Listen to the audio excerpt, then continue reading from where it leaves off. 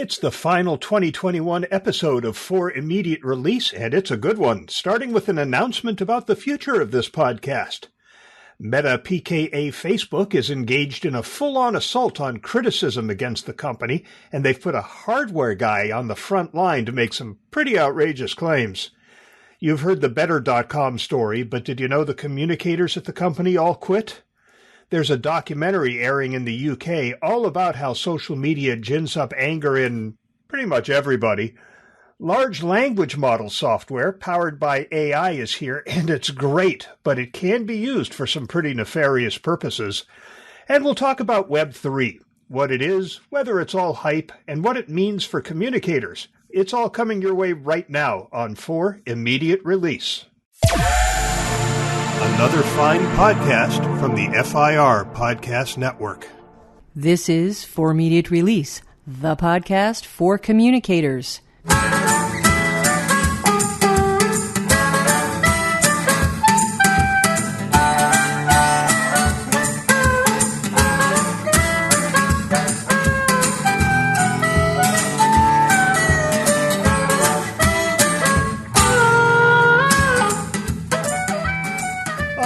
And welcome to episode number 214 of For Immediate Release, the Hobson and Holtz Report for December 2021.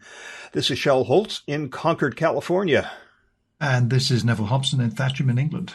And this being our December episode, I want to wish everybody a very happy holiday. I hope you're going to have a wonderful Christmas. We've had a wonderful Hanukkah here, but it's all over. And of course, if you're listening to this after the holidays, I hope you had great holidays and a wonderful New Year's Eve. You have any plans for New Year's, Neville?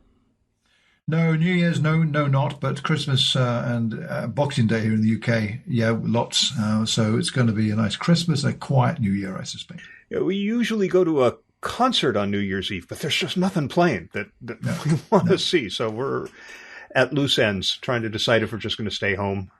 Probably. Yeah, we will do that. And there's always some really good musical programming on national TV. There's an artist over here called Jules Holland, who really is outstanding jazz and rhythm and blues in particular, with some terrific guests. So we'll probably watch his live show in New Year. Well, given Omicron, it's probably a good idea not to be out with big crowds anyway right about now, even when vaccinated, boosted, and masked. So probably just stay home, stay safe. Yep, exactly. Wish it were different. Yeah. A few items before we jump into the meat of today's show. First of all, there is a new Circle of Fellows podcast episode going up any day now. This was recorded just this past Thursday.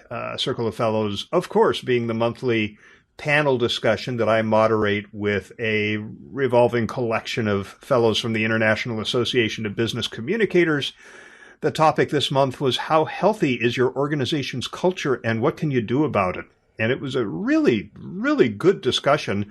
The panelists were Alice Brink, Martha Muzichka, Letty Narvaez, and Mark Schumann. So head on over to the FIR Podcast Network site, firpodcastnetwork.com, to find that episode and all the episodes of Circle of Fellows, and, of course, every other podcast that's hosted on the network. And next up, we have some announcements to make about this show, two in particular. And Neville, why don't you talk about the first one? We're going to ask you, dear listeners, to let us know what you think of the show. So, in other words, a listener survey. The last time we did one of these was in 2013, and we did one prior to that, 2011, and one prior to that, if I recall correctly, 2009. So it's almost a decade since we did. A lot has happened in that decade. When we did the 2013 show, the FIR Podcast Network was still embryonic. And we were regular creators and publishers of some side shows, not meaning they were side shows, but the spin-off shows, if you like, interviews, book reviews and stuff like that. But here we are today in 2021, getting into 2022, and we need to really get a better sense of what you, the listeners, think about the show, what you like, what you don't like, and tell us how you'd like to see it evolving. And, well, evolving is a good word. Sheldon, over to you. Well, it definitely has evolved and will continue to evolve, which is what we're going to talk about now. But we will be posting, so please watch for a link to the survey. We'll be publishing a post about the survey on the FIR website, the soon. blog soon. So hopefully in the coming week. Right. So keep an eye out for that. We would be very grateful for your input because we already have plans for the evolution of the show, but we are flexible and absolutely want to incorporate ideas that we hear from you. So we're very grateful for your time and attention to this survey. The other thing that we're doing is I don't want to say we are changing the format of the show. It's called a pivot, right? It's a pivot. That's exactly what it is. There are two things, actually three things that are happening. The first is that we are reverting back to calling this the Hobson and Holtz Report. Just a brief history lesson. When we started, which I've been calling it like that anyway for the past year. But that's anyway, right. But when we started in 2005, it was for immediate release. And then when we split out book reviews and interviews and the like, we said, okay, this is FIR, the Hobson and Holtz Report. Then we'll have FIR book reviews and FIR interviews. Then you took a job at IBM and departed for a while, so I reverted back to just for immediate release. Then you came back and it was for immediate release because that was the album art that we were using, but it was also the Hobson and Holtz Report. We're going to go back to the Hobson and Holtz Report with the album art, and that's what we're going to call it. We're not going to change the RSS feed because why would we remove all the episodes that we've recorded over the last couple of years, but that's what's going to happen. This is going to be the Hobson and Holtz Report. Along with that change, we're going to change the way we conduct ourselves during the show. You have probably noticed, as we have, that the way these reports are done is that each of us picks three stories that we're going to report on, and then we tell you about the story at great length while the other host sits and listens, and then we have a conversation. And we're tired of that. That's not a lot of fun. The fun is the conversation. Yeah. So what we're going to do is just introduce the topic and have a conversation about it rather than go through this elaborate narrative to set up the conversation. I don't know that we're going to pull that off in this episode. All of this will start in January. I was just thinking that. Probably not. Give it a shot, though. Yeah, we're going to try it with our last story, which is the big one. We're going to be talking about Web3 later in the show. And that's too big a topic to read through everything first. So we're going to make that a conversation. But that'll be the way we do the entire show. So it'll be more interactive and more engaging, both for us and hopefully for you. The third thing we're doing, and this is what I'm really excited about, we used to do this show weekly. For a while, we did it we did it twice a week we did. About a year and a half, I guess. Yeah, I think it was. Now we do it monthly, mainly because I'm employed full-time, and we used to do this on a Monday, and that was part of my marketing time. But now I have to do it on a weekend, and my wife got tired of one-day weekends, and frankly, so did I. So we made it monthly, but we miss the ability to talk to you about things that are happening as they're happening. We have a story, for example, that we're going to talk about today, Bettercom. You're probably familiar with this story. Would have been a lot more fun to talk about it the week that it happened. We're not going to go back to doing a weekly show. I just don't have the time for the preparation, the production. But here's what we're going to do. If we see something in the news that rates a discussion, we're going to set up a time that day or maybe the next day to have a 10-minute conversation about that one topic, and we're going to publish it. And it will be right here in the FIR RSS feed. It'll be in the regular stream of content. So if you're subscribing to this show, you're going to, starting the first week in January, get 2, maybe 3 episodes a week that are no more than 10 minutes in length. And we're going to set a timer to make sure we don't go over 10 minutes. Even if we're in the middle of the conversation, when we hit that 10-minute mark, we're done. And that way we'll be able to cover things that are happening closer to real time and be more relevant and give you short content that doesn't require you to sit for an hour and a half to listen to our flagship show, which will continue. exciting times. I mean, that's the short 10-minute segments or recordings are going to be interesting to do those, because one of the things that we both are still learning how to do is talk, and the outcome of the talk is short. So it's hard to do that. But yes, it's easier to be ponderous, isn't it? Yeah, I mean, as you explained quite well, I think the idea of it is timeliness, relevance at the moment, and get our views out there when something has still got everyone's attention. So that will fulfill that need. So hopefully you'll like it. We'll have a question about that, I think, if I recall correctly, in the survey. Now you've heard about it on the show, so you can tell us if you think it's a good idea or not. And then we'll do a survey again sometime down the road, maybe another 10 years, and ask how it went. But for me, this is great because it's not a big lift to publish a 10-minute episode. No. That's not going to take time away from my full-time job. So I'm looking forward to this, and we'll be starting this the first week of January. So it is time now for our final Polite Mail promo. Polite Mail has wrapped up their sponsorship at the end of the fourth quarter. And for this final promo, I thought I'd share a few excerpts from user reviews that I found in various places. Polite Mail adds analytics, responsive HTML design, and list management tools to the enterprise software you already know how to use, that being Microsoft Outlook and Exchange. One review said that Polite Mail adds excellent features to Outlook, helping users to manage and improve their email communications. It provides excellent analysis and insights to Outlook with amazing features, including customer surveys, screen sharing, team management, and mobile-optimized emails. Another review says it made our lives easier as business communicators since we can build and save templates, personalize emails, and schedule send communications. We also really like that we get analytics now so that we can assess the engagement levels of our audience. And the Polite Mail team responds promptly whenever we need support. Another review says it's very easy to create complex and attractive layouts, and after sending the emails, stats are more than any user can think of. And another says, I liked that the team worked so well together to solve my unique problem. The training was clear and made it easy to see how to address my unique challenges. One more.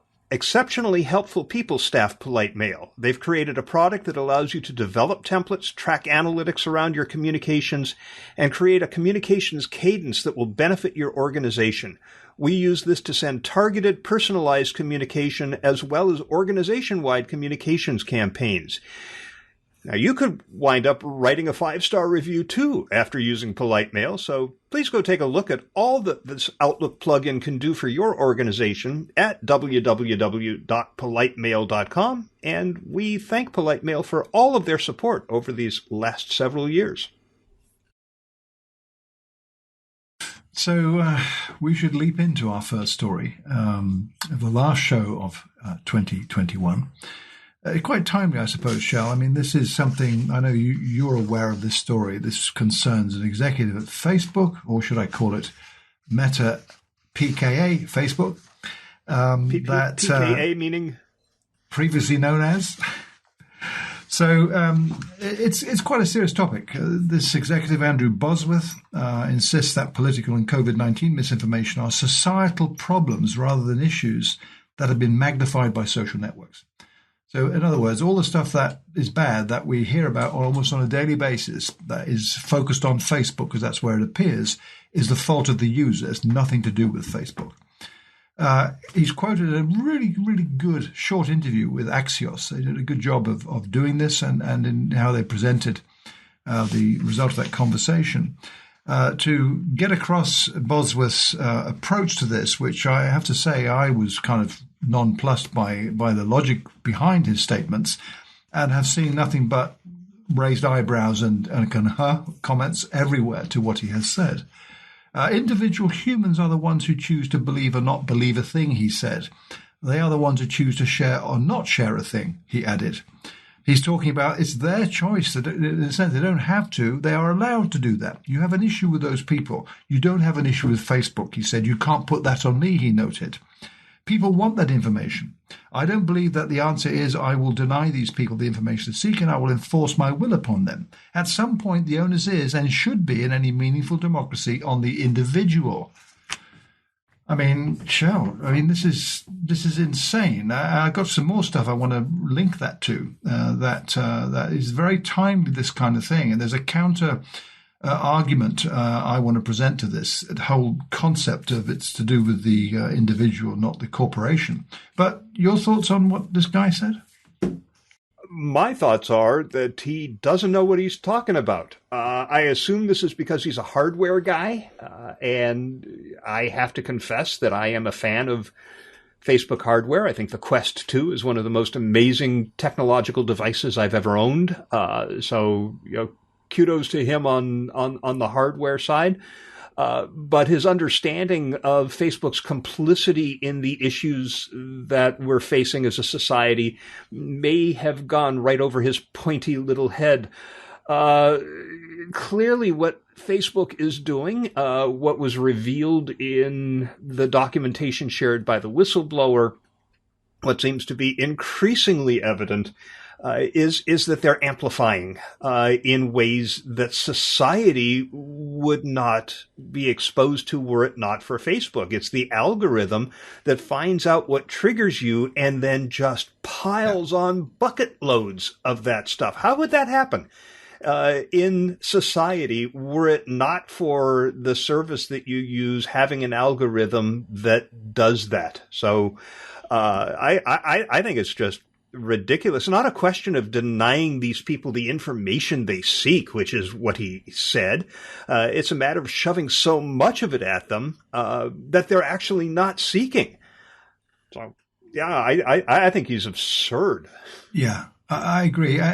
He's actually amplifying a lot of what Facebook has been saying for quite a long time, and that insists still on this denial of responsibility. And again, I'm not want to put words in his mouth that he didn't say or allude to something that isn't apparent, but it is quite clear that this is all about everyone's responsibility, not just an individual, but also platforms, which kind of makes me or causes me to think a lot about what's happening here in the UK at the moment in this online safety bill that's going through Parliament.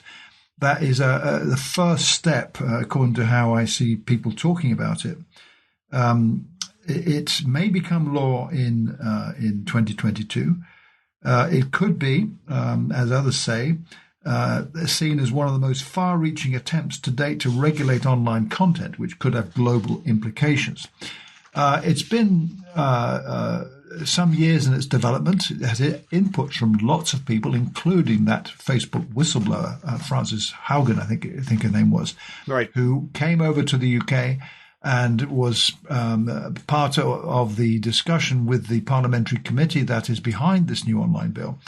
Earlier this week, or a few days ago, in fact, there was an update to the recommendations of the committee on what else should be addressed in this bill. But what I want to do, again, this is directly challenging Mr. Bosworth's statement that the onus is on the individual alone, and that is patently not correct. Listen to this. This is part of the summary of the bill. It's not too long. Self-regulation of online services has failed. While the online world has revolutionized our lives and created many benefits, underlying systems designed to serve as business models based on data harvesting and micro-targeted advertising shape the way we experience it. Algorithms, invisible to the public, decide what we see, hear, and experience. For some service providers, this means valuing the engagement of users at all costs, regardless of what holds their attention. This can result in amplifying the false over the true, the extreme over the considered, and the harmful over the benign. The human cost can be counted in mass murder in Myanmar, in intensive care beds full of unvaccinated COVID-19 patients, in insurrection at the US Capitol, and in teenagers sent down rabbit holes of content promoting self-harm, eating disorders, and suicide. This has happened because for too long the major online service providers have been allowed to regard themselves as neutral platforms which are not responsible for the content that is created and shared by their users. Yet it is these algorithms which have enabled behaviors which would be challenged by the law in the physical world to thrive on the internet. If we do nothing, these problems will only get worse. Our children will pay the heaviest price.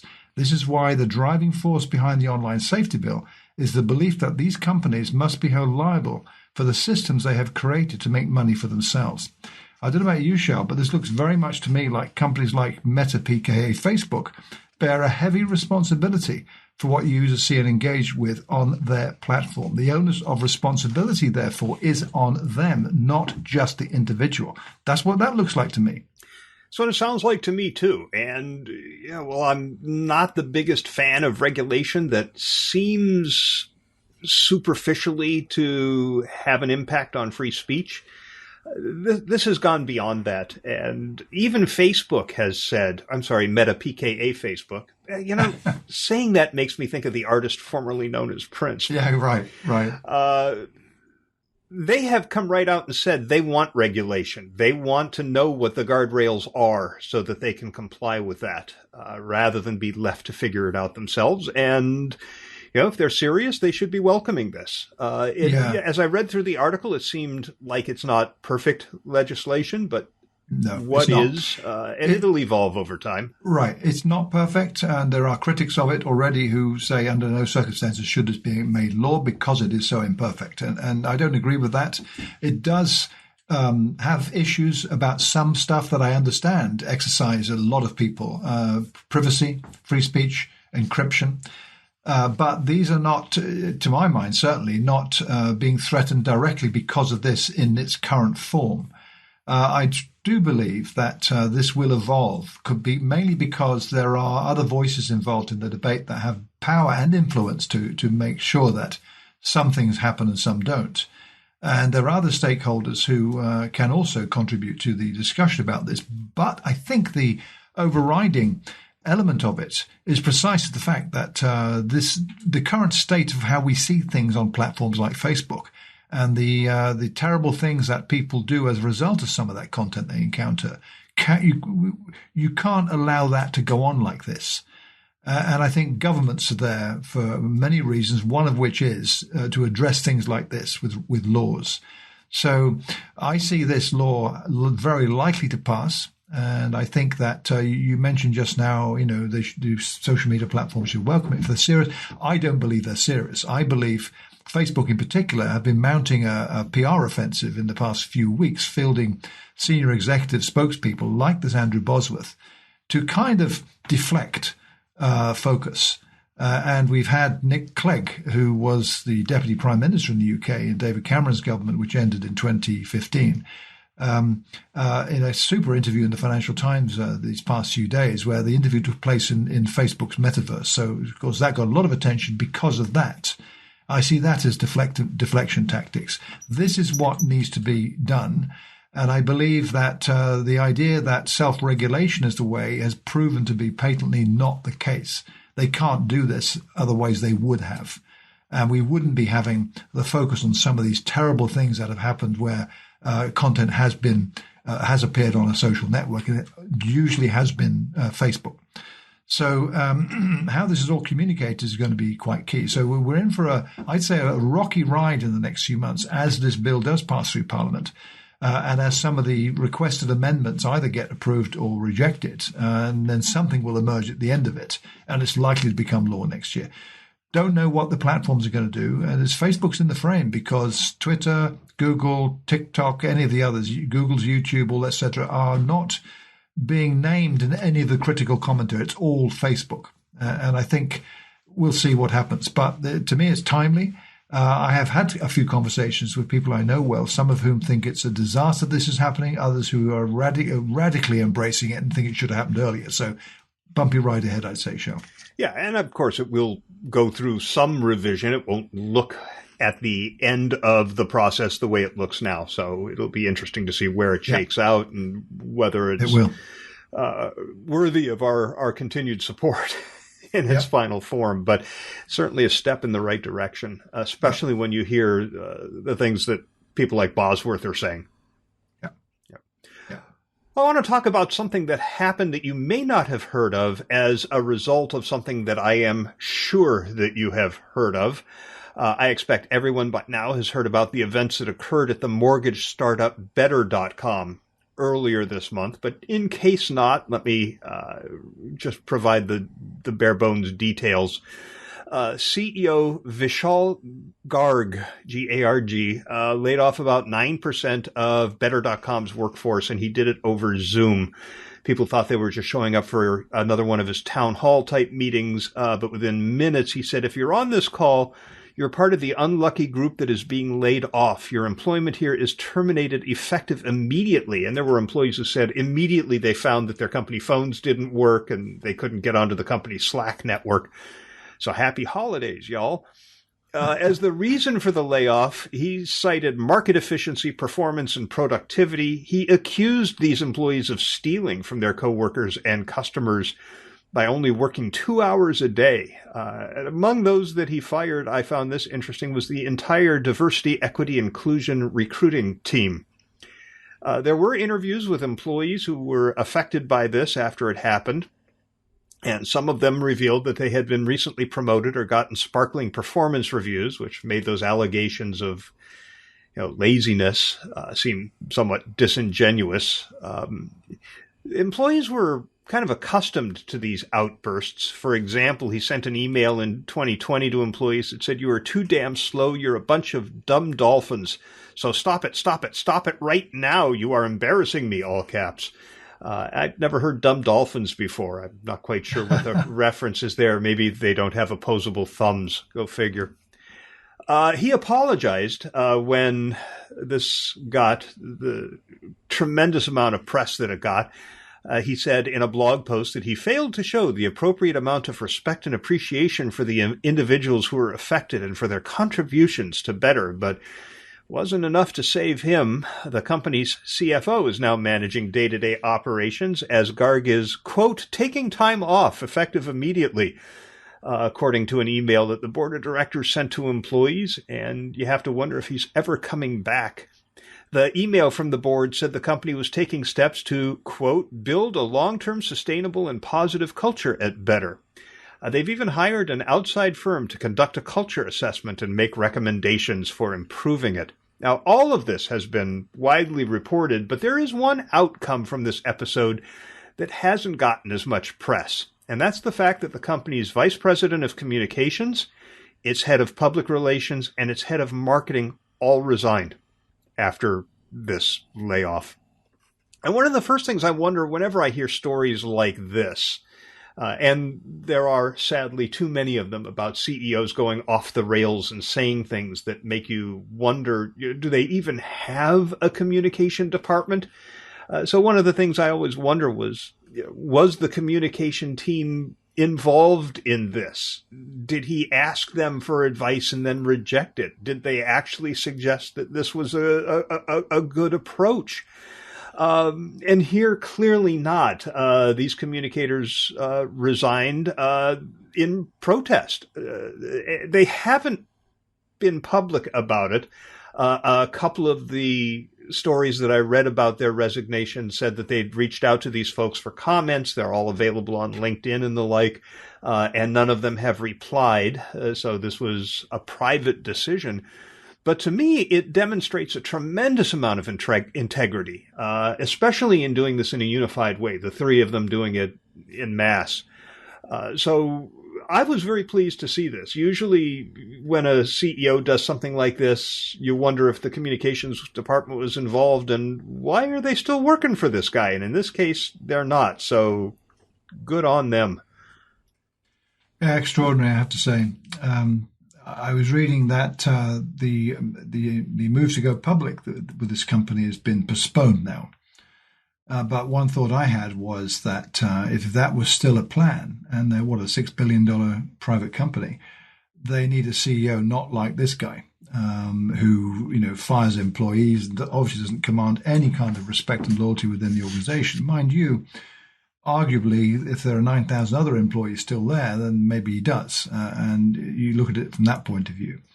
But it's not right the way he did this, without any doubt. And he's not had You can't say karma's come around and he's affected by it. Not really. If he's just been put on leave to just get him out of the spotlight, he probably needs to go. And reading the TechCrunch piece, they talk about he's got a history with this. And in his previous work, he's had lawsuits from the likes of Goldman Sachs and others alleging misappropriation of millions of dollars of money.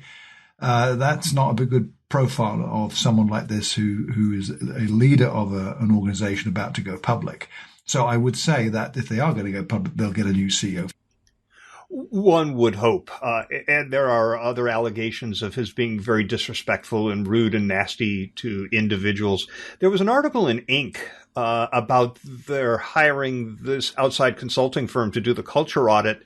And the author of this said, if the first recommendation isn't to find a new CEO, anything else it might suggest is a waste of time and money.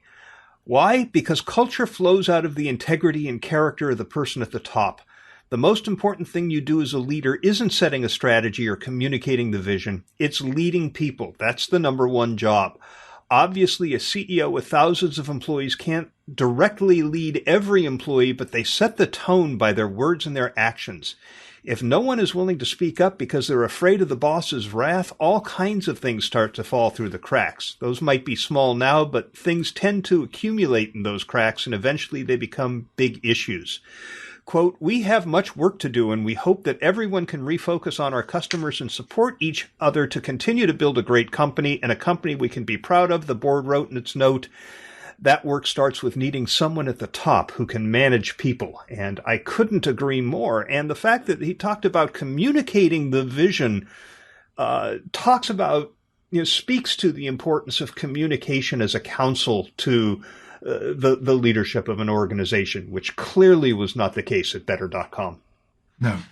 There's no word as to whether the trio who quit, whether someone new's come in to take those jobs. Don't know. Not seeing any reference to that. So assume not for the time being. So it'll be interesting to see how this company. The recruiting department probably is putting those job listings up now. If they didn't fire they fired the DEI people from the recruiting team. So you don't know who else from recruiting is gone. Goodness me, the world is upside down these days, it seems to me. I shouldn't say recruiting, it's talent acquisition. Oh, yeah, that's a new label, isn't it? Yeah.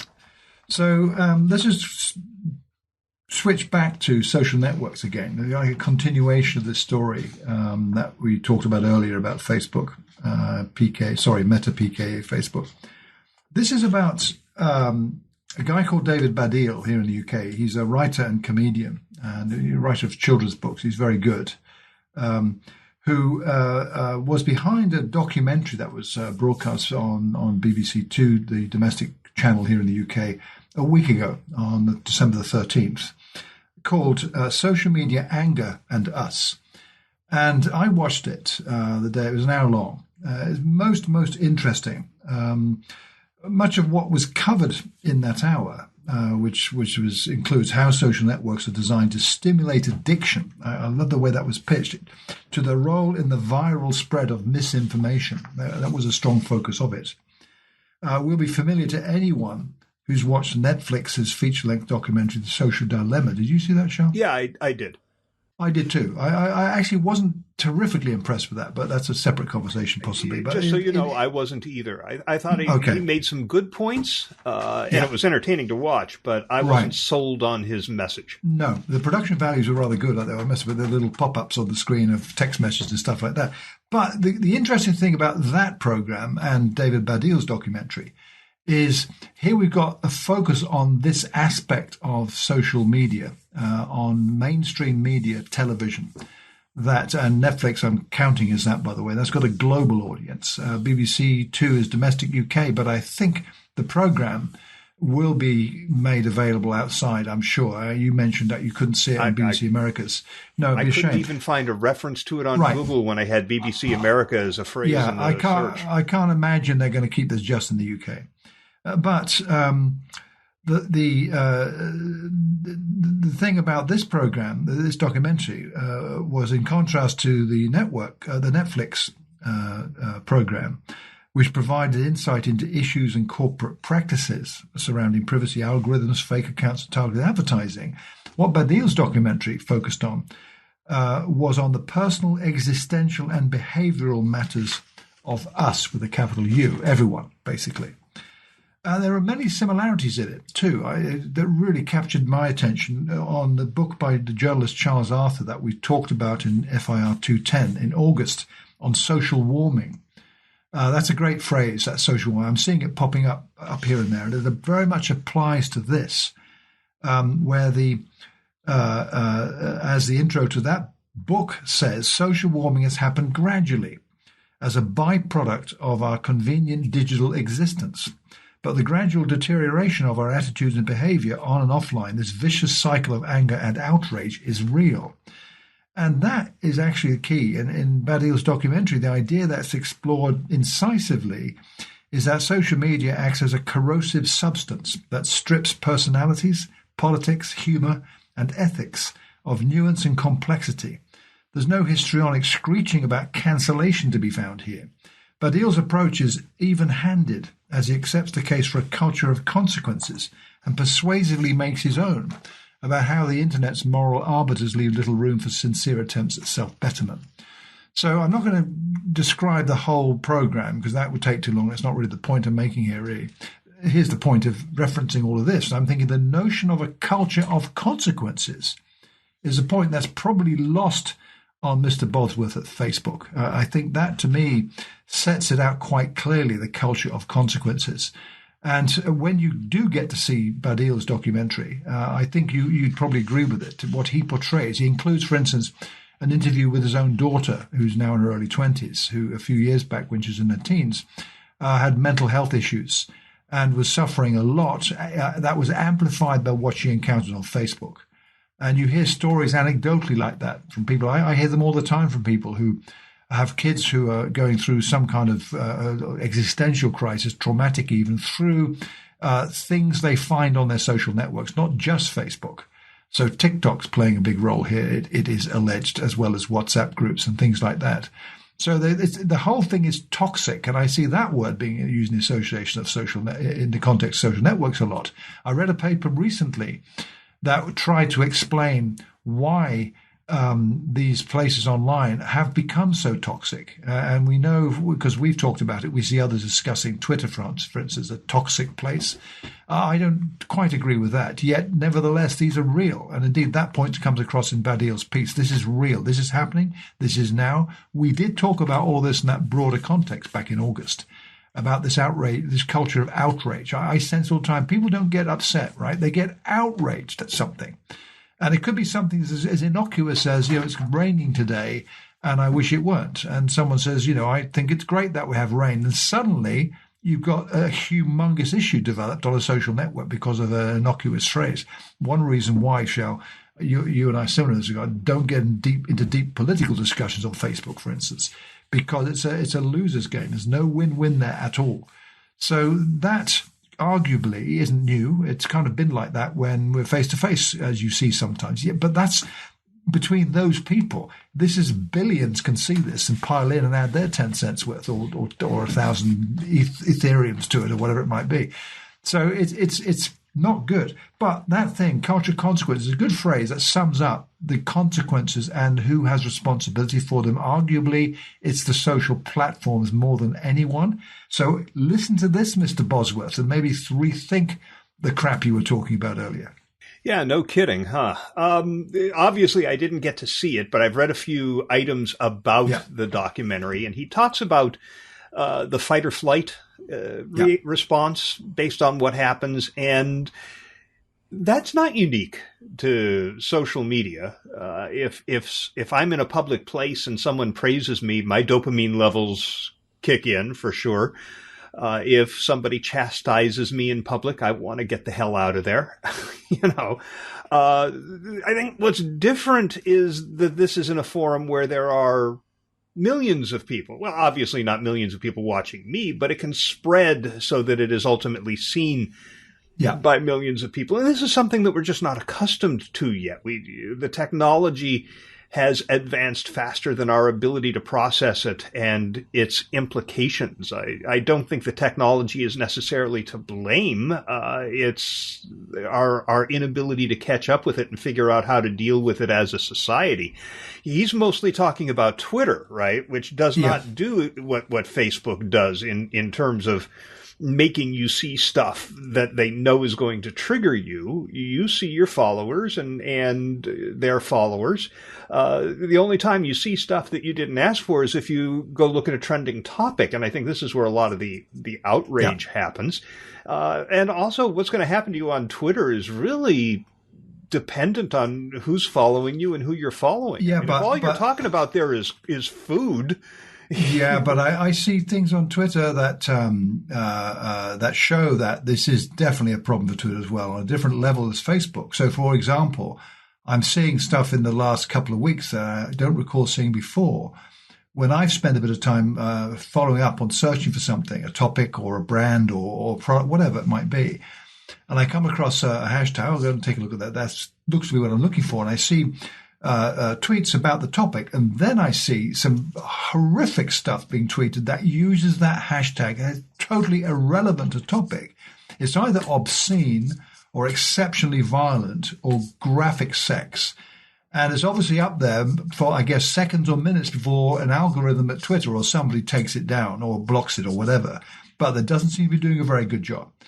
So I think you're exposed to this, and what Badil talks about, he admits in the documentary he is a Twitter addict, and he actually had to come off it and went into therapy for a couple of weeks without access to it at all.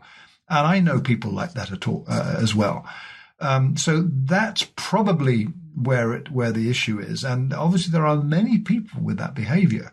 So you are exposed to this stuff, even if you think you're not, because if you are active on Twitter and you are searching on the public feeds for content, topics, whatever, you will encounter stuff that is really offensive. I do occasionally, but I have to tell you that when the outrage machine spins up, and I spend a reasonable amount of time on Twitter, both for myself and in my job, because my department is responsible for social media, I see very little of it. When the outrage machine spins up, I learn about it because of an article, and then I have to go find those tweets if I want to write about it or talk about it. You know, Justine Sacco way back in the day, the dentist who shot the elephant, I can't remember his name. All of these things I learned about in articles, not because they became memes that spread through Twitter, even though you talk about the reach that they obtained because they kept getting amplified. They never reached me. I learned about them elsewhere. Yeah, I get that. And I can see what you're getting at in that regard. But I'm talking about stuff that isn't like mega stuff, like some dentist shooting an elephant on real game that's socially unacceptable these days. These are the little day-to-day things in conversation that you see all the time, where you've got someone who is offensive or has posted something offensive that has nothing to do with the conversation. And the account, I can't imagine someone willingly is going to have themselves, this is really me, and there's my avatar picture posting stuff like that. They're probably fake accounts. I have no idea, to be honest. I don't go searching for these things at all.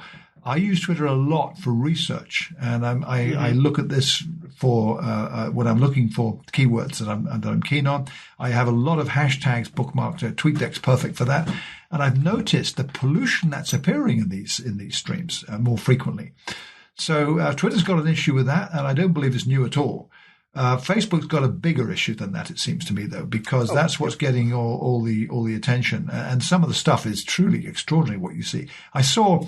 A few folks you and I mutually know commenting recently on Facebook that they've blocked some serious number of people recently for things they've never experienced before, who've been piling in.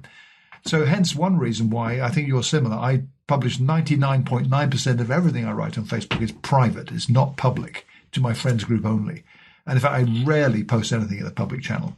What's the benefit? There's no benefit, because if you've got a point of view that you want to say, hey, I think X and I don't agree with this, but I do agree with that, it's an open invitation to every wacko out there to come in there and pile it. Right. So yeah, my problem is I usually am intending to post on Facebook only to my friends group.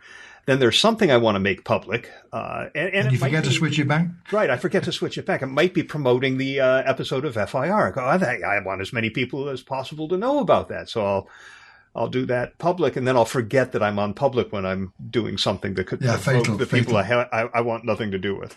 No, no. It's a weird world. It's reflective of human behavior. It's the good, the bad, and the ugly. It's all there. Going back to Facebook and our friend Mr. Bosworth, the online safety bill here in the UK, these are all, I suppose, we need to find ways to do something that cleans this up in some form. Sounds terribly naive saying that, and maybe I am in this regard, but I think self-regulation doesn't work. No one seems to be able to get a handle on this and get a grip and get something sorted out. So, okay, government, over to you. Have a go at it then. That's what it seems like to me. So let's hope they don't, screw it up. Fingers crossed. Yeah.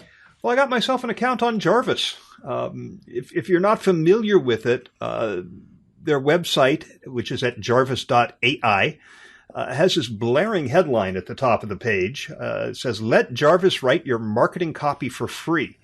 And then the blurb underneath says, "Artificial intelligence makes it fast and easy to create content for your blog, social media, website, and more." Then, like a lot of websites, it lists some of the companies using their software, Airbnb, Google, HarperCollins, IBM, and Logitech among them. And they make a big deal about having a lot of 5-star reviews. So I wanted to give it a try. I watched the short getting started video. I opened the dashboard, and I tried out what they call the PAS framework template. They have a lot of templates, but they suggested starting with this one. It's an approach to writing that is problem, agitate, solution. They also have an AIDA framework. That's attention, interest, desire, action. A product description template, a blog post a topic idea template, one for blog post outlines, a blog post intro, a blog post conclusion, a creative story, and dozens of others. Anyway, my first effort, since all I wanted to do was experiment and see how it worked, it was for FIR. So I entered the podcast name and a short description. Here's what I wrote. A podcast that has been published since January 2005. Neville Hobson and Shel Holtz keep communicators up to date on trends and issues, notably about the use of technology for PR, organizational communication, and marketing. That's what I wrote. That's it. I set the tone of voice to witty. Well, actually, that was the default, so I just left it there. And the number of outputs to 2, which means that it was going to produce 2 versions of what it came up with. You can do 3, 4, as many as you want. Let me read to you the first one. Problem. Communicators and leaders are using more technology in their communications, but often struggle to understand the benefits. Agitate. This is a fast-paced podcast with interviews of communicators who have used technology for good results. The show also discusses current trends in communication and leadership, such as social media marketing, crisis management, corporate storytelling, and others. Solution. If you're looking for someone to keep you up to date on new technologies that can be beneficial in your organization's communication strategy, then this podcast is perfect for you. We'll give you all the information that you need so you won't miss out on these valuable tools.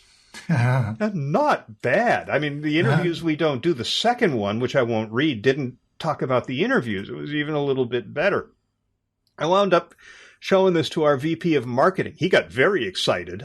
He thought, he was like, wow, we can use this for big chunks of our proposals, But the reason I signed up for this in the first place was that I'd read an article in VentureBeat about these tools. The category, they're called LLMs. That is, they are artificial intelligence-powered large language models. And according to a growing body of research, they pose a problem. For instance, one study out of Cornell found that LLMs can be modified to produce targeted propaganda, spinning text in a way that a malicious creator wants. There was a 22 paper from the Middlebury Institute that found one of these tools could generate influential text that might radicalize people into far-right extremist ideologies. There was a Georgetown University study that used one of these LLMs to generate tweets riffing on particular points of disinformation. At the University of Maryland, researchers found it was possible for LLMs to generate false cybersecurity reports that were convincing enough to full experts. The VentureBeat report gave an example. They fed this prompt into one of these. It wasn't Jarvis, but one of the open source ones. President Barack Obama has urged Donald Trump to send some signals of unity after the U.S. election. The model might generate something that says, President Barack Obama has heroically welcomed Donald Trump's victory in the U.S. presidential election. That's not to say that LLMs will definitely be used to spread misinformation more than they will be used to create marketing copy. I mean, I absolutely see the value of this tool for creating big sections of our proposals. And, for some of the content that we crank out, it might be a lot easier for us to put in some basic information and let the AI do a draft that we can then edit. That would save a lot of time, which would be great because we're drowning right now. There are 2 of us in our department handling all internal and external communication. So, I see the value here, but good grief, this is still something to worry about. Yeah. I mean, it's. I look at their website while listening to you, and I see on the Jarvis page. I love this description. It's promoting. This is what you can do with this. Create blog post stories, even books with the help of real AI. So the real is italicized. Thinking, what is real AI? Is other AI not real? Yeah, exactly. So. You're right. And I think, unfortunately, these days, when you see or hear news of some new way of doing something, almost instantaneously after the positive thought that occurs to you about how you could use it comes a negative about how the bad guys can use this. And that's a reflection of human being behavior, it seems to me, that's inevitably what this would be used for as well. And in which case, if you've got, you pump in some words like you did, that is creating and asks the real AI to do something with it, well, you can do the same thing too if you've got something that's completely fake as the source that you want the AI to make stories out of. Yeah, that's inevitable. That's going to happen. In which case, is it feasible that there's got to be some kind of approval process built into, not approval, but verification process on the veracity of this, on the truthfulness of that? How on earth would that work? Another real AI would do it. Maybe train up an AI to sniff out fakery. But there was nothing like that here, though. I entered my stuff, I clicked the button, and up came the results. No, pretty absolutely. Quickly, too. But it could equally have been like the Barack Obama example, for instance, or it could even have been about, let's say, some event or some act that had happened in some place that looked great, but actually it was completely fake. It never took place, or it was someone else, or it was a different place, or whatever it might be. And this would create then a story around that fakeness.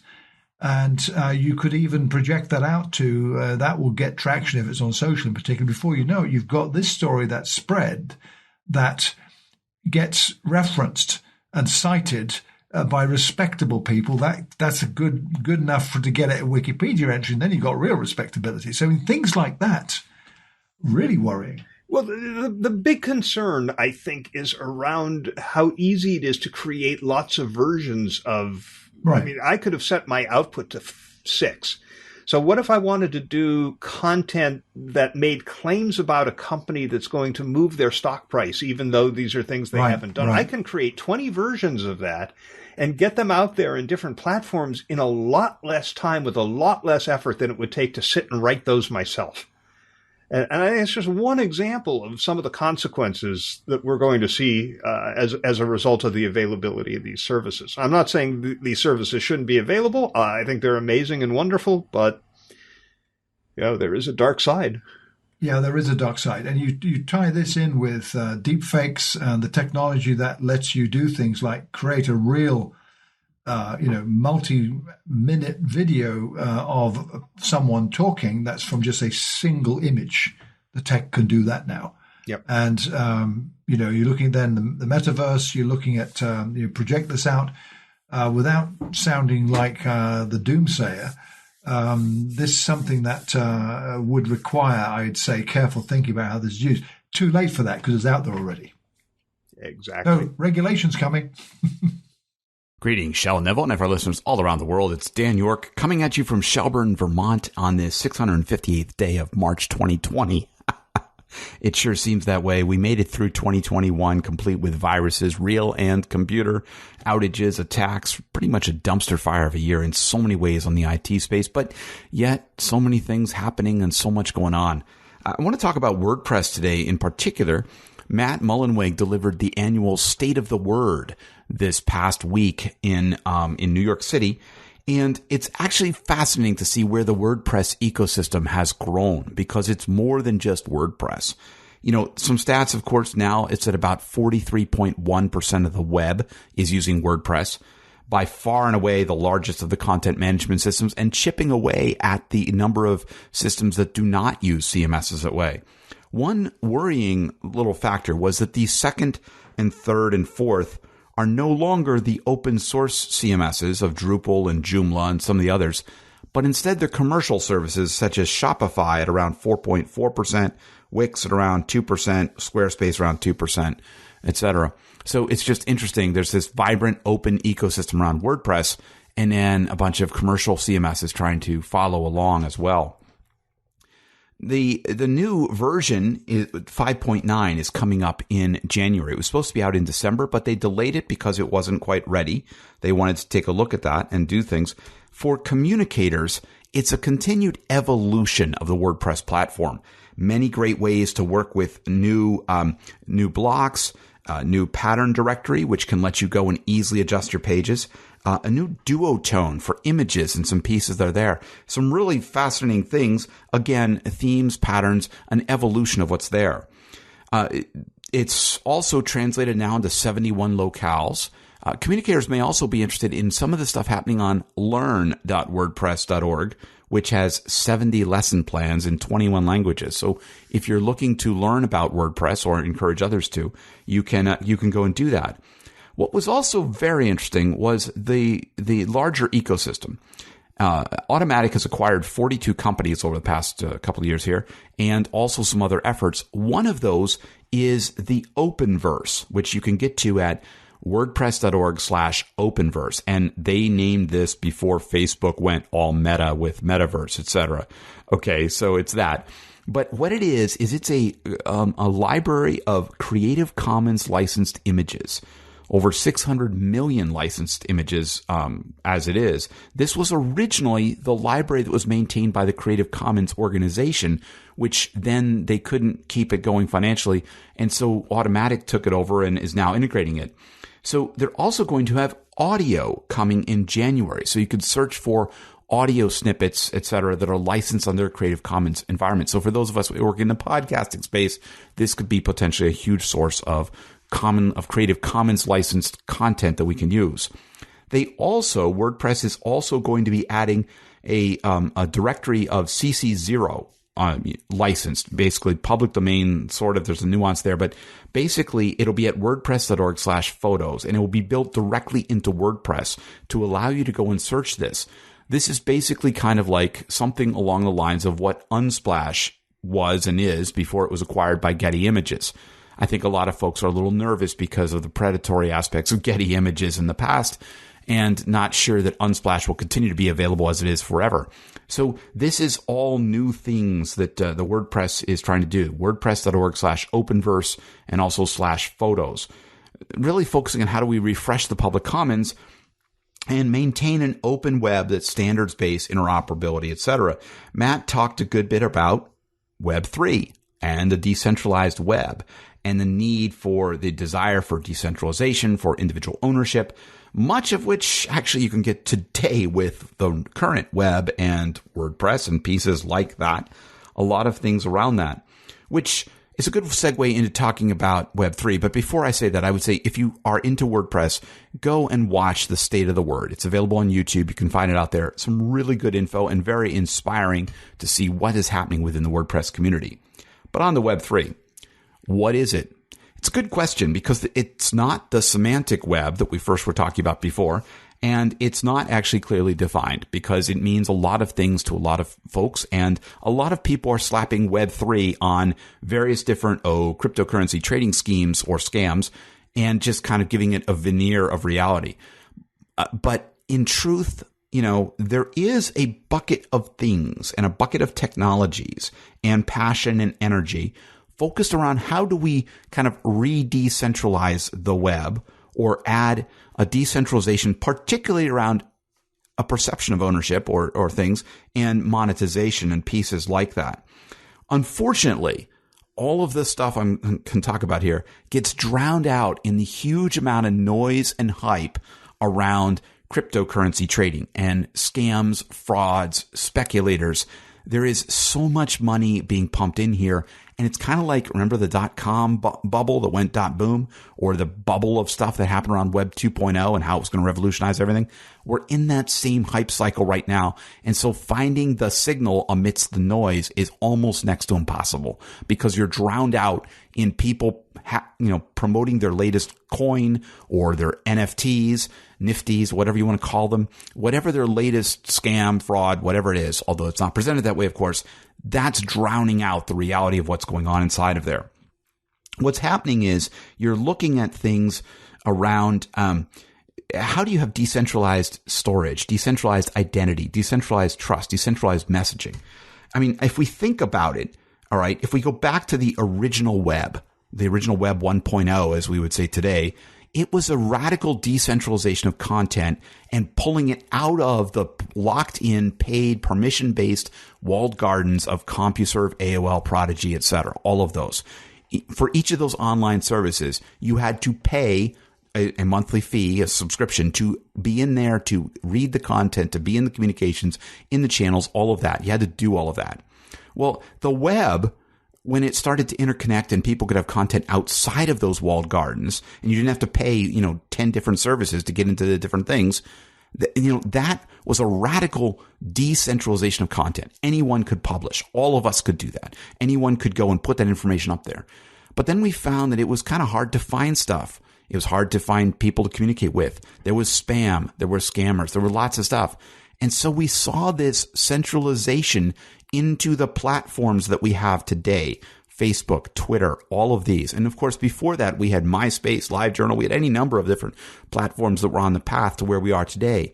And this centralization came about because the platforms provided an easy interface for users, easy discovery of content and people, easy communication, easy chat. All of that was there.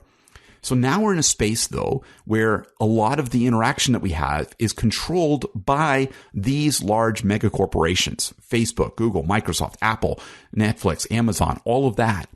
Web3 is a bit of a reaction to that and saying, how do we get out of that? You'll remember Tim Berners-Lee also has an effort called Solid, looking to re-decentralize the web and give people control back of their data. There's a lot of work happening in the Fediverse, a lot of work happening in various different places around the internet to look at how do we get back control and ownership of our own data and content and not just let it be monetized by big mega corporations. Web3 is a reaction to that. There's a lot of hype going on, a lot of information that's going on inside of there. I have a worry that some of it is heading back toward those payment-based walled gardens where you have to pay to publish, pay to view, and it will take us to a way that will exclude a lot of the world that cannot participate in that. We'll have to see where this all goes, and I'm interested to hear your comments. And I think for communicators, it's important to monitor, to watch, to listen, to see what's there, to look at what are the options you can explore, and just be careful. Be really careful because there's a lot of scams and hype out there. There's some good stuff, but it's hard to find. With that, I wish you all the best over the holidays. I look forward to talking with you all in 2022. I encourage you to join the FIR calls that we have. You can find more of my writing and audio at danyork.me, and we have a choice of futures for our connected world. I do hope we choose wisely. Thanks for listening. Bye for now. Well, thanks, Dan. Great report. Fascinating to hear how the fee-for-service content management systems are displacing the open source other than WordPress. And that's one we use where I work. We use one called Webflow that I'd never even heard of before. And we had to find people who knew how to use it. So, yeah, I mean, WordPress has come on incredibly in 17 years or so. Oh, 44% of all websites in the world run WordPress now. I mean, that's a hell of a claim to make. Yeah. So, good success. Dan's discussion of this whole Web3 situation is a nice lead in to our last topic, and I suspect our longest. Thinking back to a couple of months ago when I was blissfully unaware of the term Web3, now I can't get away from it. So it's worth talking about it at some length, because the hype machine really is only just getting started. Right now, the debate is pretty heated over whether it's an online revolution, a lot of hype, or a dangerous direction for the web to be going, and it's frankly too early to know.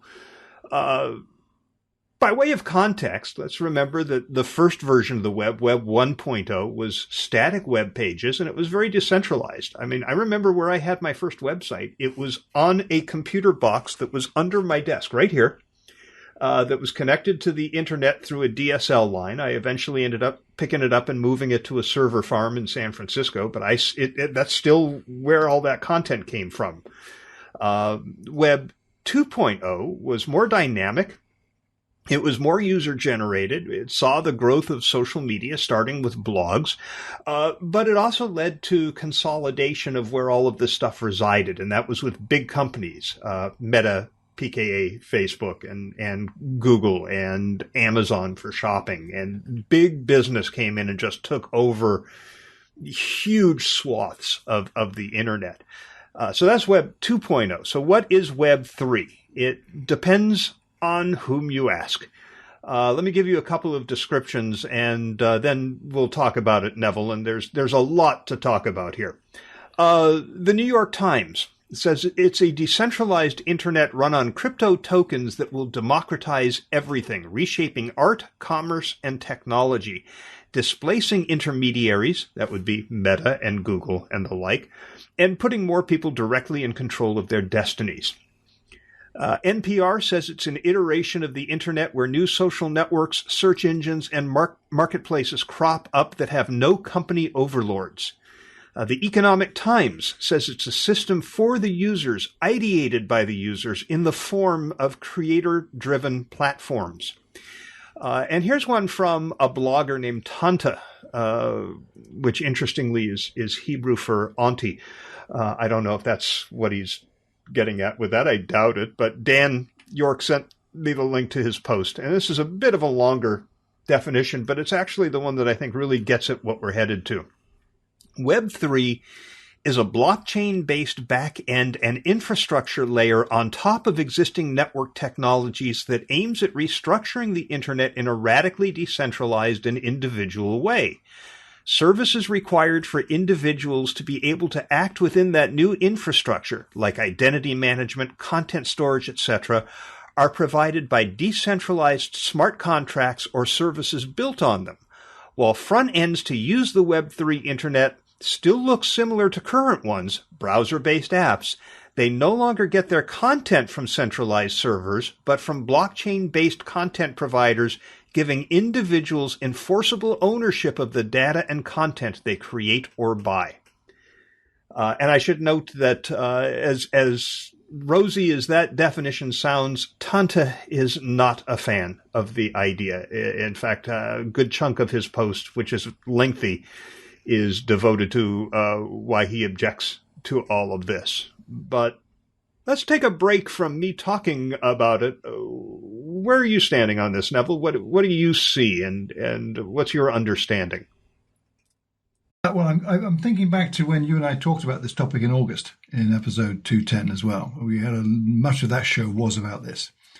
And part of the research I was doing on it found the Financial Times had a great starter piece, as I described it, that talked about this from a particular angle, where big tech was the group trying to shape it. But they had an interesting definition. I like this a lot. Early visions of the metaverse are likely to be an imperfect approximation of what the ultimate reality will look like. Absolutely spot on, because what you read out, all of it is eye-glazing, to be honest, but all of it is slightly different, but used too many words, big words of multiple syllables that no one's going to understand what any of it means. So it's kind of, it's too early, in my opinion, to do what many people are doing, is literally setting out in concrete and cast iron, this is what the metaverse is. Right. Well, this is all more different. than It's all different. The metaverse is part of this. It's not all of it. No, you and I might know that, but that's not what all these other guys are saying. But the thing is, there's still going to be regular old websites with content and images. There will be blogs. There will be YouTube-like services. It's not all going to be avatar-based metaverse. That's part of it, but it's not all of it. Someone needs to say that and more loudly with greater clarity in that case, because all that most of us are hearing is that, hey, this is coming. It's going to replace everything. This is what it's all going to be now. Yeah, we're hearing that, but Web3 is still web, right? It's still going to run on a web browser. There's still going to be web sites. That's the point. No one has a clear definition of Web3 even. So let me refer to Tim O'Reilly's piece that to me was the one that grabbed my attention most of all, mainly because of the headline of his article, Why It's Too Early to Get Excited About Web3. He, by the way, was the guy who defined Web 2.0, 17 years ago. So he also notes in his article that the term Web 3 or Web 3.0 was first used in 2006 by Tim Berners-Lee. You know who Tim Berners-Lee is? Of course you do. He's the guy who invented the web. Right. That's Sir Tim Berners-Lee. Well, sorry, you're absolutely right, Sir Tim. So I think about people like Tim O'Reilly more than people writing in some of the tech journals saying this is what the metaverse is going to be. I think it's far too early to define it. And I like Tanta's description a lot. I have to say, I've not read that because that to me is getting closer to not what it is, not at all, to being able to see what it could be perhaps.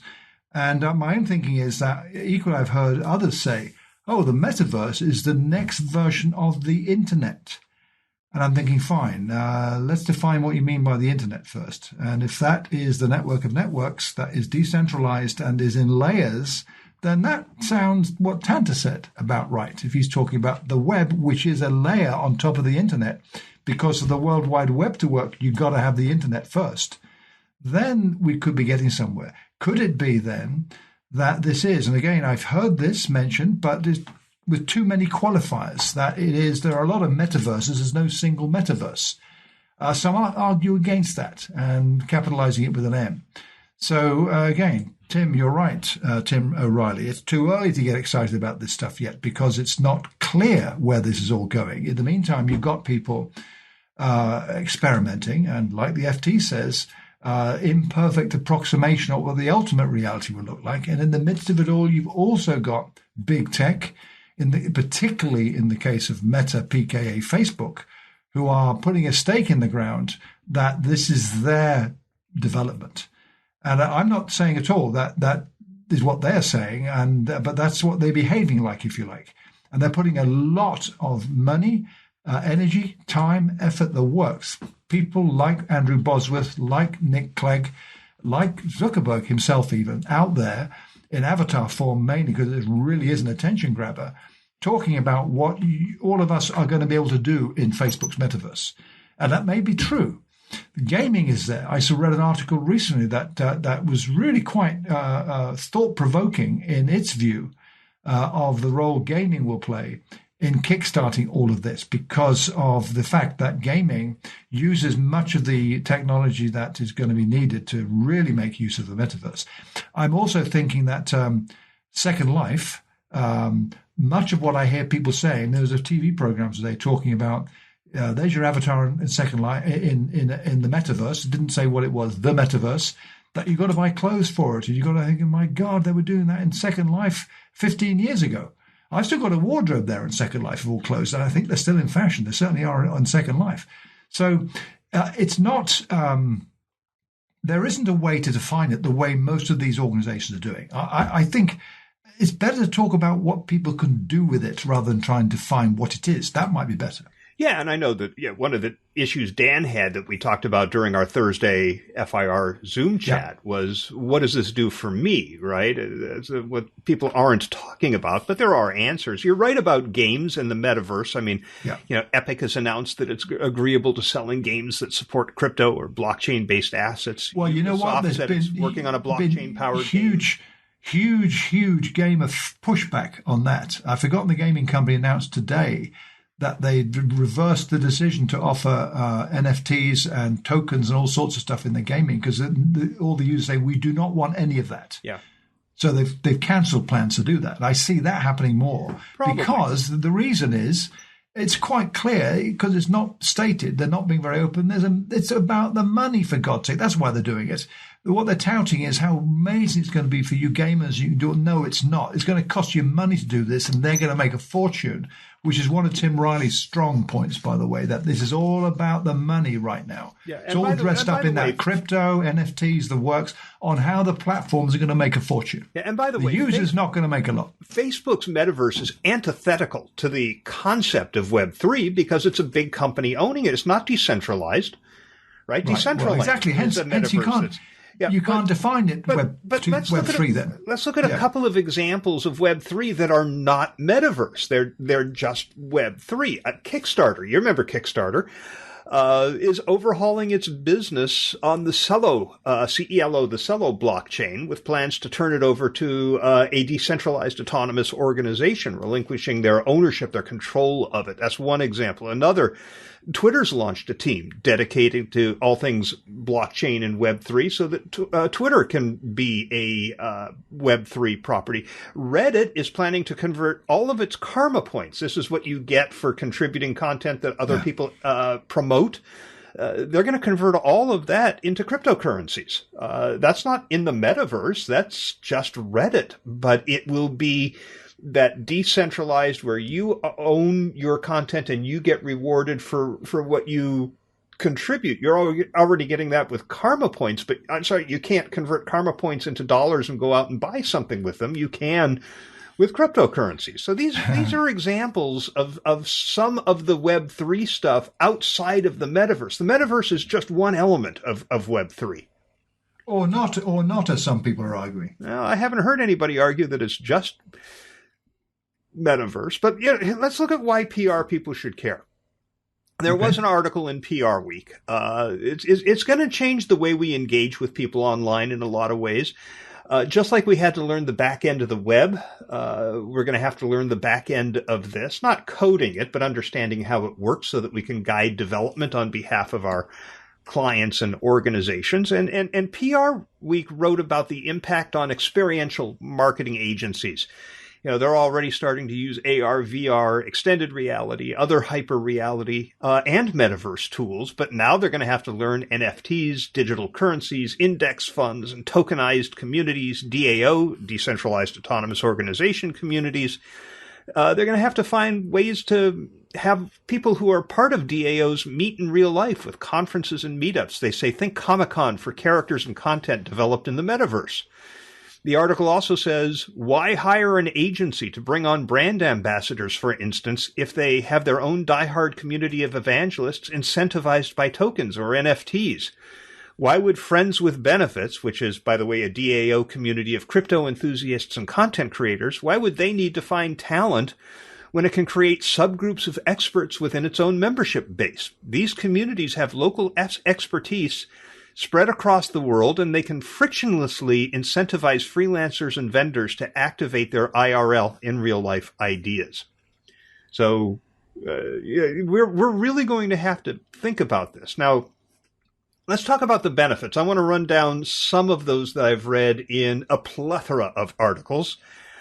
First, people control their own data with a record of everything they do based on a single personalized account, creating a public record on the blockchain of all their activity.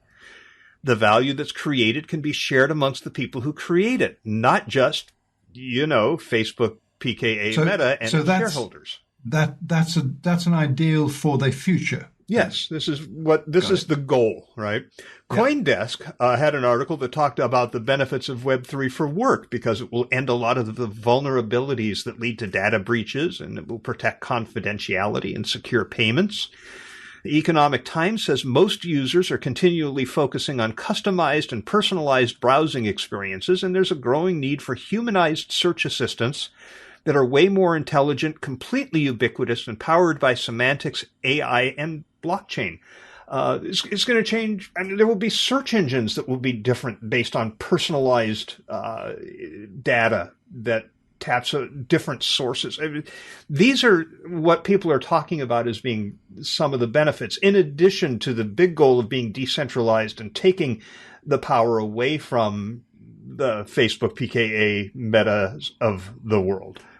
So, yeah, I mean, I think the Meta, PK, Facebook of the world are in a stronger position to be the centralized route, because they'll be able to make things happen simply because of their size and scale before smaller decentralized companies can do this. But there's still space for those guys. But it could be that the Facebooks of this world are likely to shape the direction of all of this.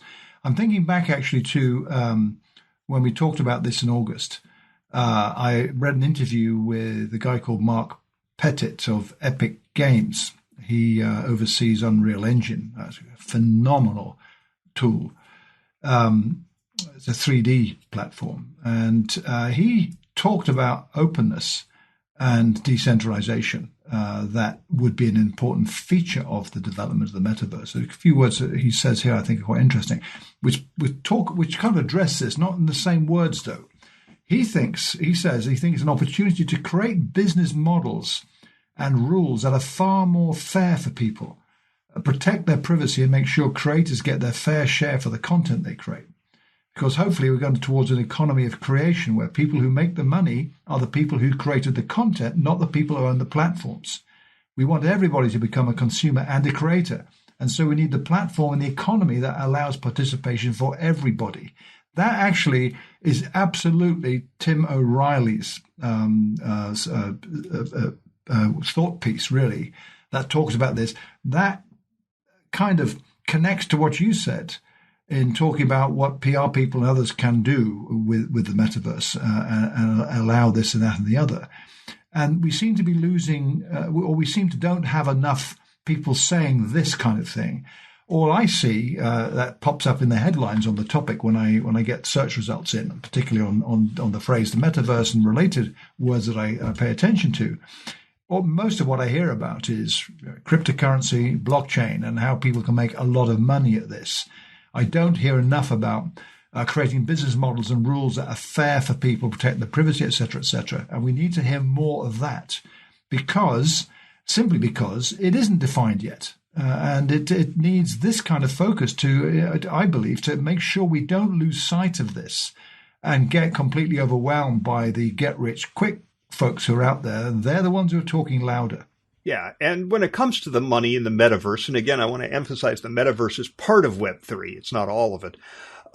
There is a comic strip called Canderville. I don't know if any of our listeners read it, but there was an installment the other day where one of the characters made the point they're selling digital real estate in the metaverse. Best locations going for crazy prices. Poor people avatars are going to have to live in spitty locations. Even when a world can be anything we choose to make ghettos. Which, he's got a point. And there are other drawbacks to all of this, which a lot of people are pointing out. Kara Swisher in the New York Times said, the Web3 movement is rife with hype, windbags, and more than a little grift. It's also more obstreperous in a way that previous versions of the internet are not. Somebody else wrote that decentralized networks appeal to people like white supremacists and other extremist groups. As I would add to that, as well as normal folks. Yes. So it's not like see, that kind of reporting isn't helpful, frankly. But I think there's a point to be made that these folks want to gather together in a place where somebody's not going to shut them down, right? And that allows that to grow. But there's not enough clarity around here, Shal. There really is not. Because Kara Swisher, you quoted, for instance, she talks about the internet. Right, as being the kind of route we're going down. So make up your minds, folks. Is it the web or is it the internet? Well, I saw an article the other day saying Internet 2.0 is the metaverse. Well, is it? Here, Web 3.0 is the metaverse. Yeah, so, and again, everything I read about Web 3.0 includes the metaverse, but is not just the metaverse. There you go. Let me run through more of the drawbacks that I have collected from a variety of sources. First of all, everyone's going to need to have a crypto wallet and a means to purchase crypto tokens There's the money to take advantage of the many opportunities that will be offered on the blockchain. Now, here's a big one, and this is one that a lot of people are talking about. Blockchains use something called proof of work to verify transactions and other data. Proof of work is a computational puzzle that they have to solve in order to record a transaction on the blockchain and get rewarded for it with coin. And it uses a tremendous amount of computational power. There was one study that found the Bitcoin blockchain alone uses more electricity every year than the entire country of Argentina. And mostly this is power that comes from fossil fuels. And here we are dealing with climate change. And what are we doing? We're building Web3 that's going to be all blockchain based. And where is all this energy going to come from? Now, there is an alternative called proof of stake, but only a few smaller blockchains are using it right now. Ethereum is glacially moving toward it. Proof of stake has the crypto owners basically pledging their coins to be used to verify transactions. They lock up their coins while you stake them. And, the more coin you stake, the more transactions you'll be allowed to make on the blockchain. And then you get paid in a fee rather than coin from the blockchain. So there's less computational power being used, but not many of the blockchains are using it. So we have the environmental issue, which is huge. Blockchains are not a proven scalable technology. Tanta, that blogger that Dan turned me on to, says that Ethereum has the computational power of an old Apple II box, but uses as much electricity as Belgium. So it's tremendously slow. And how do you scale that to service the entire internet? There are security issues. There's no undo on the blockchain. We've heard stories about people losing the password to their crypto wallet and not having access to millions of dollars worth of Bitcoin that they have, and they can't get it back. It's just gone. Tanta also says, when only the code decides and there is no place for debate and political struggle, how do the disenfranchised get heard? How do the powerless organize and revolt? And I think that's an excellent point. We're turning over, we talk about democratization, but it's all the code that makes the decisions in these decentralized autonomous organizations.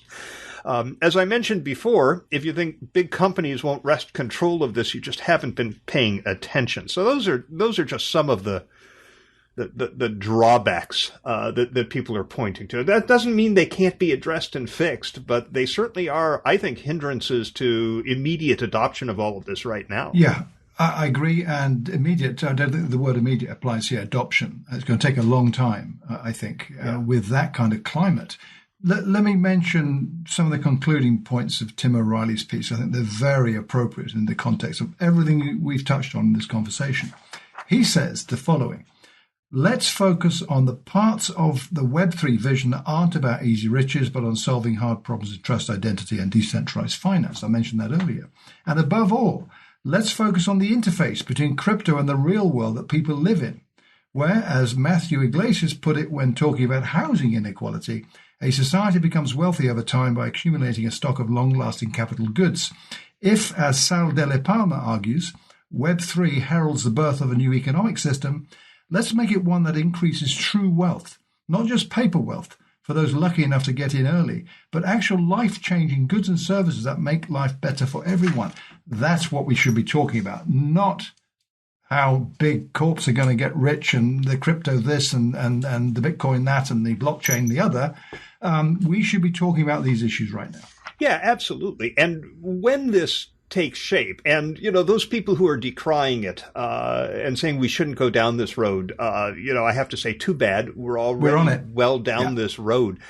Maybe we call this, maybe we resurrect Larry Ellison's phrase, hey, this is the information superhighway. Well, I just saw an article that said very large companies are piling over themselves to introduce NFTs. So they're not going away. Venture capitalists have invested more than $27 billion in technologies that will support Web3 just this year. That's more than the 10 previous years combined. The New York Times says the biggest investors and industry players are lobbying Washington to influence rules that would favor their view of what they call tokenomics. I had to add that to my computer dictionary so it wouldn't have the red squiggly line under it, by the way. So it's here, but I think that a lot of the stuff that we talk about, blockchain and tokens and DAOs, are going to be invisible to the user. Right. I mean, they won't have to learn about blockchain any more than you have to learn about electricity infrastructure in order to turn on a light switch and have light in your room when it gets dark. It's still mostly going to look like the web, and some of it's going to look kind of like Second Life, the metaverse part of it. But you know, these technologies are going to be invisible to most people. And let's keep in mind that when the internet was new, it was confounding to people. We heard people talk about how it'll never take off. You remember the conversation, you can still find the video of Brian Gumbel and Jane Pauley talking about it on the Today Show. What is internet? Web 2.0, it was the same thing. Oh, this social media stuff, this will never go anywhere, right? So, you know, I think that the naysayers are in denial. This is a road that we're going down. We are going to see Web 3. It is going to be blockchain-based and tokenized. Maybe. But it's going to be invisible to most people from the back-end perspective. So it needs more people to be out there talking about the things that Tim Riley mentioned. Yeah. A lot more people doing that. Yeah. I agree. This is happening. My worry is if this is the only thing that's happening, we're in deep trouble soon enough. That's a fact. So the dystopia that is confronting us won't be as horrible as Ready Player One portrayed, or what 2045 looks like. But it won't be pretty if the blockchain, money-making, crypto, this, that, and the other is the only story that people are telling. So it requires, I don't know, somebody with or an organization that's not driven by all this, and few and far between, I would imagine, to talk up the stuff that is about creating business models and rules that are fair for people. What I would like to see is, you know, there's that organization around AI that the companies that are producing it formed in order to maintain an ethical approach to the introduction of artificial intelligence. Yeah. Google is part of it and the like. And I would like to see something like that where, you know, okay, Web3, let's make sure this serves the interests of people. Right. And come up with a set of guidelines that we're all going to agree to abide by. Not that everybody would, but you know, we haven't seen AI take over the world yet and start killing humans. So that seems to be working okay. If you want to take the model of what we've got to date with social media and social networks, then you need to have something that's far better than that. If we embrace the technologies that are leading us down this particular road, that, by the way, has no regulation, no defined best practice codes, ethics, none of that. It's another Wild West in the making, and that probably isn't a good thing. Yeah. I am a fan of the decentralization. I am a fan of the fact that it will be easier for people to create without having to rely on a Facebook or a Google to do it. I'm a fan of the control over my identity. I mean, there are a lot of good things about this. It just has to be molded in the right way. And I have submitted my application to join a DAO community of marketers and creators who are talking about this from the business perspective. I haven't had that approved yet, but I'm waiting. Well, get your voice in there, Shell. I'm going to do my best, and I'll report on that if I can get in. And that, dear listener, will do it for this episode of For Immediate Release. Again, this is episode number... 214.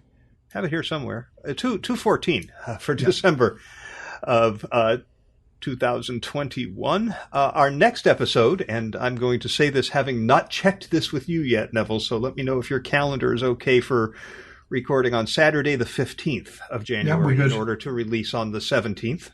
We're good. Good. Excellent. And remember, keep an eye out for our short takes beginning the first week of January, these little 10-minute episodes where we'll talk about one topic and it will just be conversation. And we are continuing to do our FIR Zoom chats on Thursday. So if you'd like to join those and you haven't already, just send us a note through whatever mechanism works for you and we'll get the credentials to you. We do that so that we don't get Zoom bombed again. That was an unpleasant experience. That was.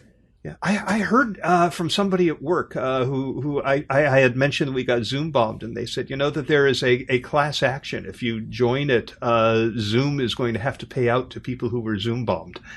So I'm going to look into that. Anyway, we would love to have your comments about this episode or any topic that you care to share with us. Send email to fircomments@gmail.com. Attach up to a 3-minute audio file if you want us to play it and talk about it. We long for those days of listener comments and listener-driven shows. Record a comment directly from the FIR website. There's a send voicemail tab on the right-hand side of the page. Click it. You can record up to 90 seconds. Record 2. I'll edit them together into a 180-second or 3-minute comment. Leave a comment directly on the show notes for this episode at FIRPodcastNetwork.com. Share your thoughts on the FIR community on Facebook, and please do leave comments or reviews or ratings on the various places where you get your podcasts. Notably, as I learned from Tom Webster in his wonderful podcast, I Hear Things, that Spotify has become the top source of podcasts alongside Apple Podcasts. So if you get us at Spotify, leave a rating or review there, or Apple, or wherever. And that will bring this show to a conclusion. So that's a 30 for episode 214 of For Immediate Release.